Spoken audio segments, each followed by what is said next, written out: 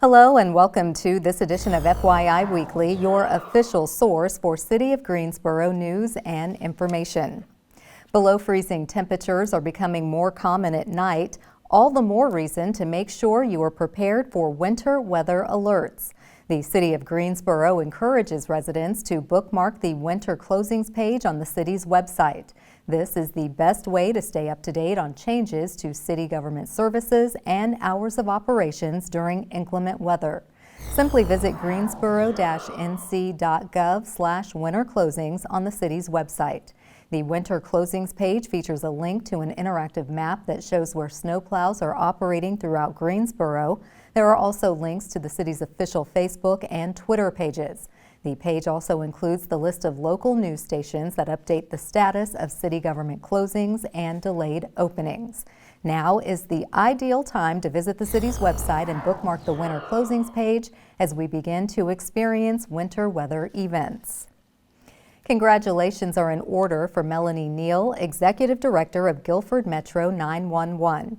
She successfully completed the Association of Public Safety Communications Officials Certified Public Safety Executive Program. As a result, Neal joins 171 others in the world and only 6 in North Carolina. Trey Davis, Assistant City Manager for Public Safety, said Guilford Metro 911 is already regarded as one of the top centers in the country, and Ms. Neal's completion of this program only elevates our status. The Certified Public Safety Executive Program is designed to elevate professionalism, enhance individual performance, and recognize excellence in the public safety communications industry. Participants may be managers, supervisors, agency executives, or others whose work and life experiences have motivated them to learn the necessary skills to successfully lead organizations within the complex and ever-changing environment in which public safety agencies operate. The cost for public fingerprinting at GPD has increased from $10 per card to $15 for each card. The higher fee will offset the increased cost of materials required to maintain the overall operation of the fingerprinting machines. Fingerprinting services are by appointment only. The service is currently offered Mondays through Wednesdays from 1 p.m. to 5 p.m. and on Thursdays from 8 a.m. to 5 p.m. Appointments will be scheduled in 20-minute increments. Payment options include cash, credit, debit, check, or cashier's check. To schedule an appointment or to read the requirements for fingerprinting, please visit GPD's website. The city developed a partnership with Cone Health to share a series of brief and informative videos designed to inspire you to make better choices when it comes to healthy living. Following these tips is an easy way for each of us to improve our quality of life. Let's take a moment to check out today's news for your health. Coronavirus is in the community and we have to adjust to its presence, but it doesn't mean you can't live your lives. We just want you to be safe. A lot of people are beginning to go back out and do things, so let's talk about some ways to stay safe. When you're out in public, it's important that you always bring your mask. A helpful tip is to just go ahead and mark the outside of your mask with a marker. That way you can keep track of which side is outside and which side is inside. It's very important that you wear your mask the proper way. You take the loop of the mask, go ahead and put that behind your ear, making sure it's secure, and then tuck it under your chin and cover your nose. When you remove your mask, you do the same thing. You do the reverse. You're going to go ahead and take the loop off your ear, and then you're going to pull your mask down. Don't grab the front of the mask. Just go ahead and pull it off of your face, and then wash your hands. If you wear a cloth mask, wash it and dry it with high heat in the dryer. Don't just keep wearing the same mask over and over. Cough into your sleeve. Still practice good hand hygiene. Wash your hands every time you touch your mask.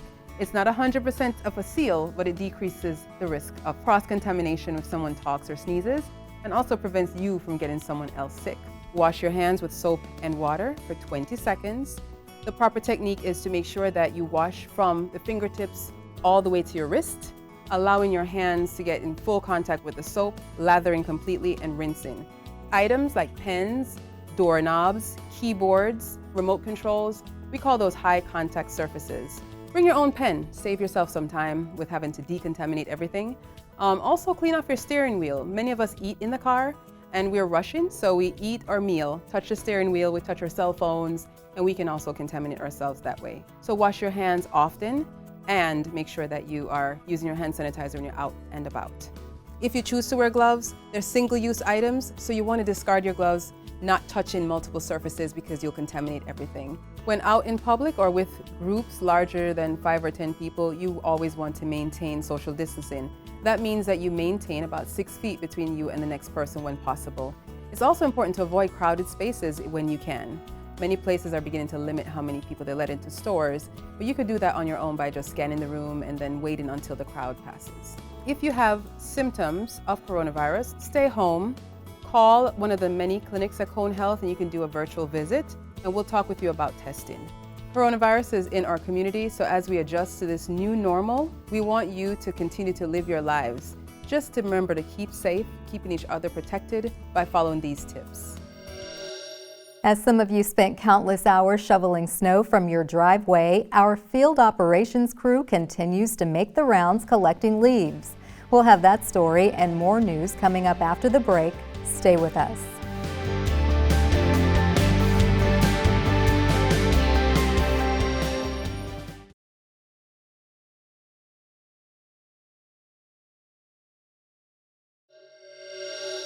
Welcome back to FYI Weekly.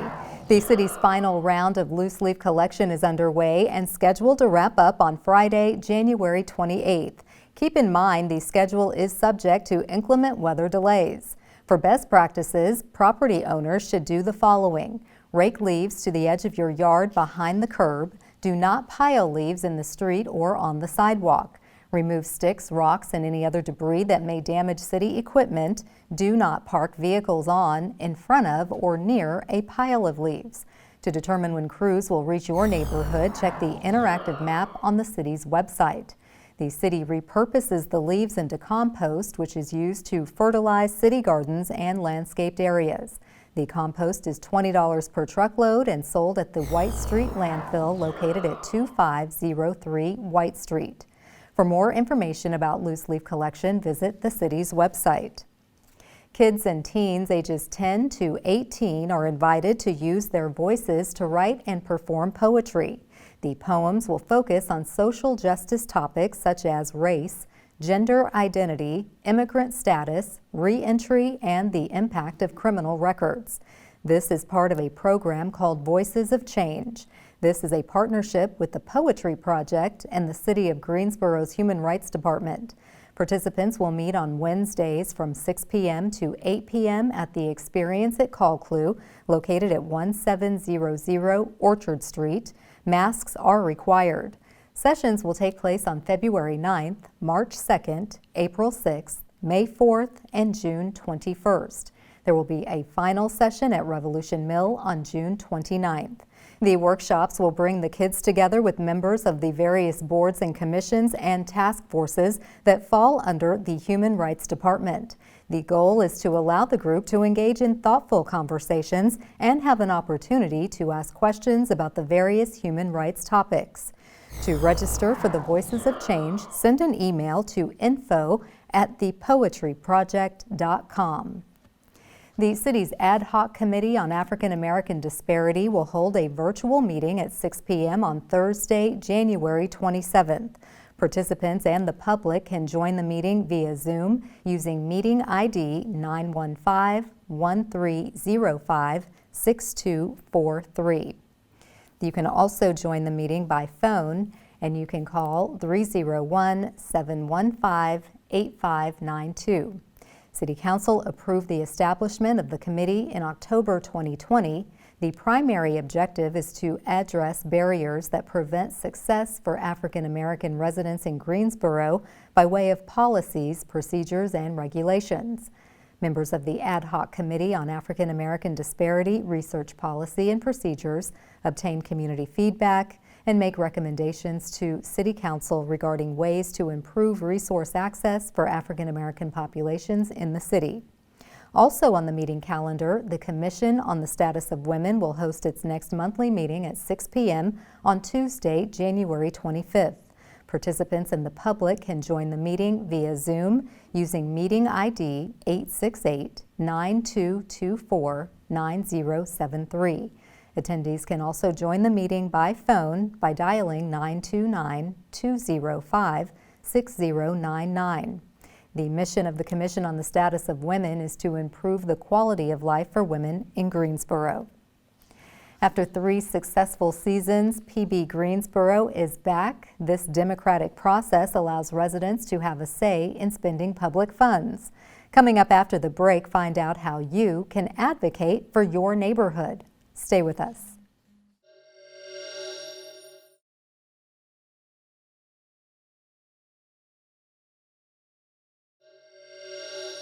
Welcome back to FYI Weekly. Greensboro paved the way in municipal government circles as the first southern city to implement participatory budgeting back in 2015.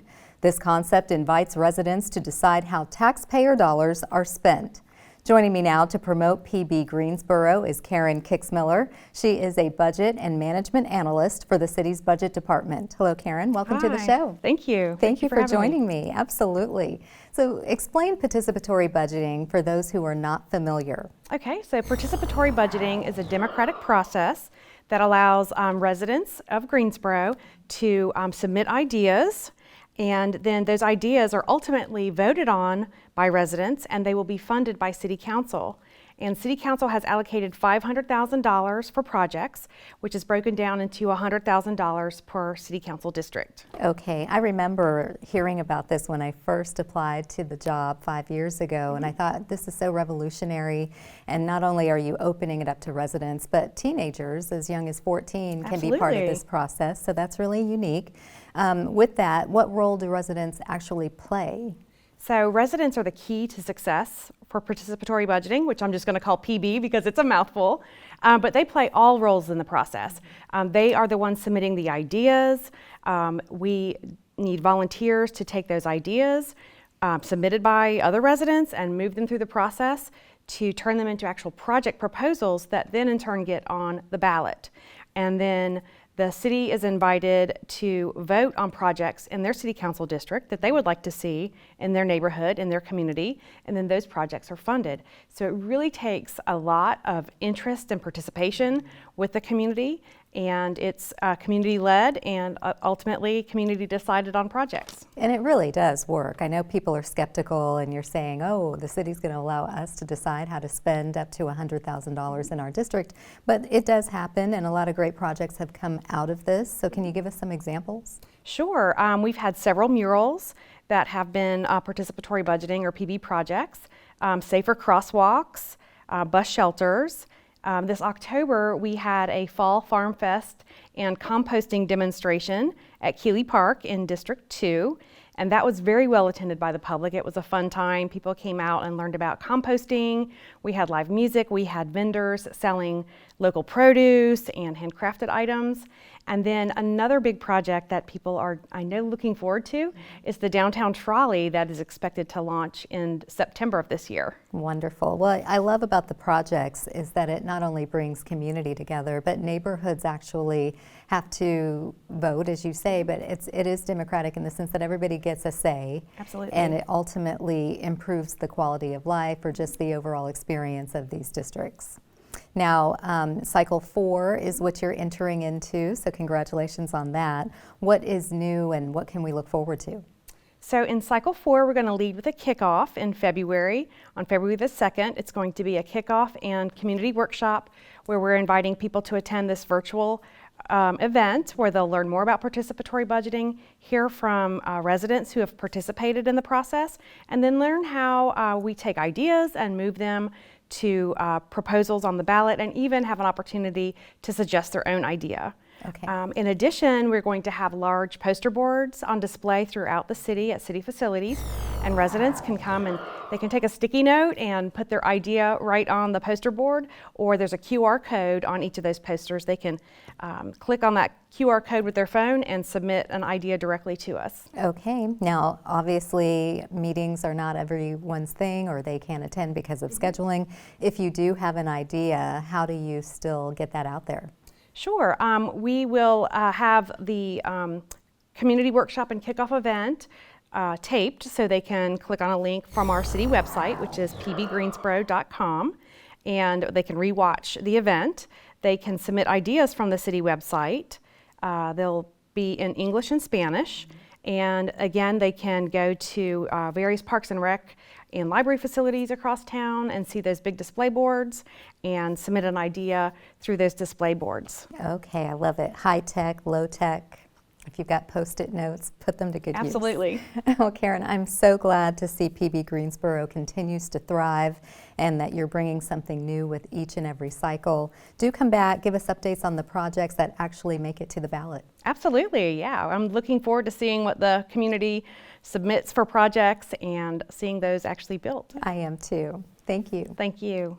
Stay tuned for some useful information about Greensboro as we tell you something about the city. That's coming up after the break. Stay with us.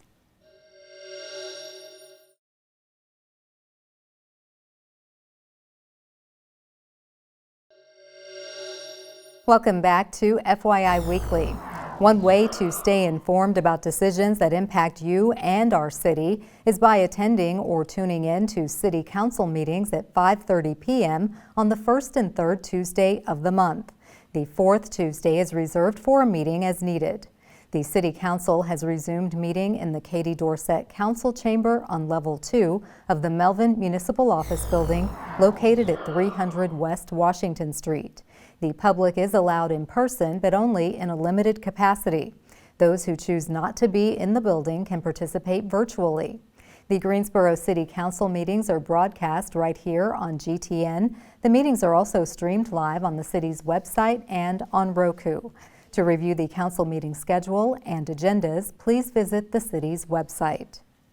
Here's an opportunity to learn a little something about the city. The City of Greensboro is encouraging the public to be mindful of how their actions can help reduce the spread of COVID-19. The best way to protect yourself and the community is to be fully vaccinated and to get a booster shot. Businesses and restaurant owners may require masks inside their facilities. The public is asked to respect any business that requires masks. Greensboro Mayor Nancy Vaughn said being opposed to wearing a mask in public is putting a strain on our hospitals, workforce, first responders, and business community. In order to stop spreading this virus, we must each do our part by responsibly wearing a mask, getting fully vaccinated, and maintaining social distance. To help combat the spread of COVID-19, the City of Greensboro has partnered with Cone Health and Guilford County to offer a testing and vaccination site at the Greensboro Coliseum Complex, as well as distributing public education materials. For more information, please refer to the city's social media channels, Greensboro Television Network, and the city's COVID-19 website at greensboro-nc.gov/COVID-19. Coming up after the break, we'll showcase our department spotlight, but first, let's meet our neighbors who boomeranged back to Greensboro.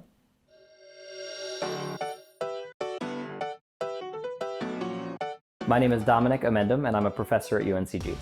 We moved to Greensboro because it was just the right time for our family to leave New York City, and it felt like the city was starting to beat us down, and we wanted to go somewhere where the quality of life could be better for our family.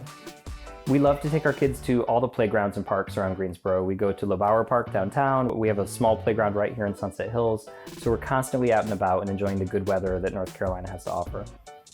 One thing that makes Sunset Hills so amazing and exciting is our holiday tradition of lighted Christmas balls. Every old oak tree in our neighborhood is filled with these lighted Christmas ornaments, and this tradition is used as a fundraiser for local food banks.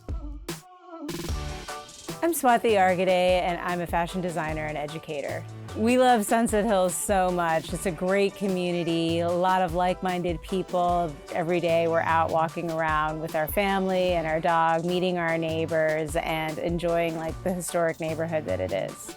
One of the best things about being in Greensboro versus being in Brooklyn is that our 10-year-old daughter can just jump on her bike and spend hours outside, something that we weren't able to experience when we lived in the city.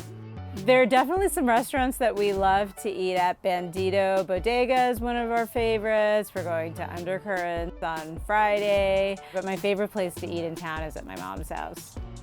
Sunset Hills is the best neighborhood we could have moved to. The community here is amazing. We know all of our neighbors. It's just the most incredible community vibe that I could have ever imagined.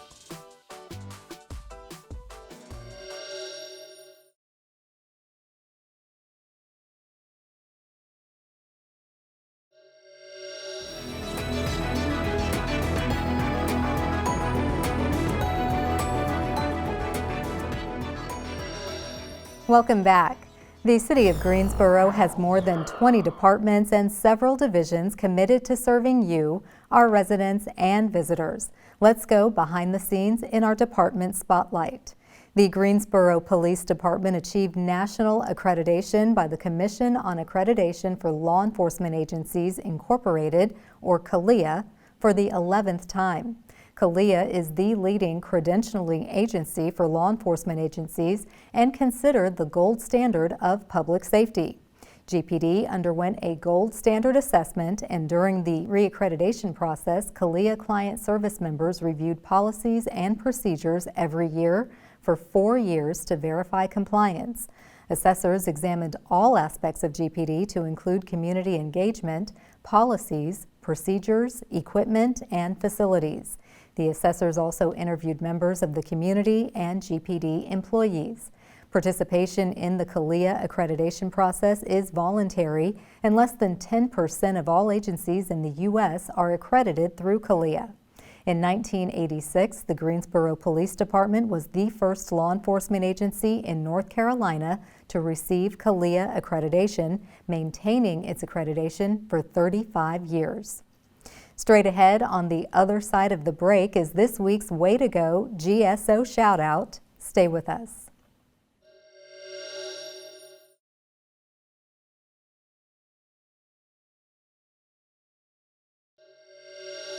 As we draw to a close, we always want to end on a positive note with our Way to Go GSO shout out. This week's shout out goes to City of Greensboro employees.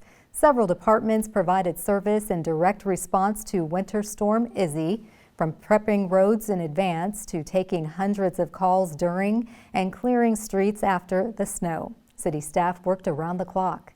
In many cases, service-critical employees worked 12-hour shifts to ensure a 24-hour response. Way to go, City of Greensboro.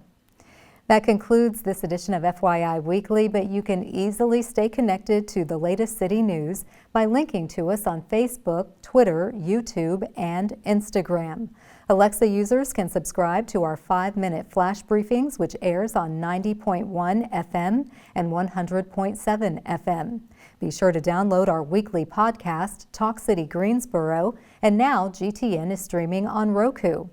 For all of us here at the City of Greensboro, thanks for watching, and we'll see you next time.